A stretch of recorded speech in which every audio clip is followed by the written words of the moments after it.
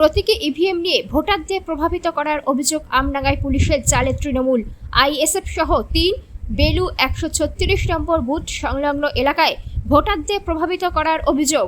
পুলিশের জালে ২ আইএসএফ কর্মী শরীফুল মোল্লা, মারুফ হোসেন।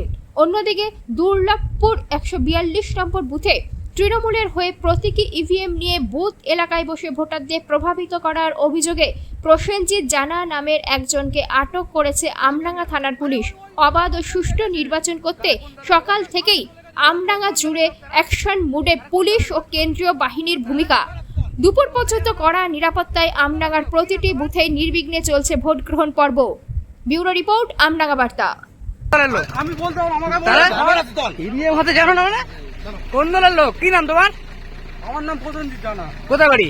আমি তো এখানে বসেছিলাম, আমাকে সামনে বাড়ি। হ্যাঁ, ওই ও তো জিজ্ঞেস করেন তুমি দোকানদারকে জিজ্ঞেস করেন।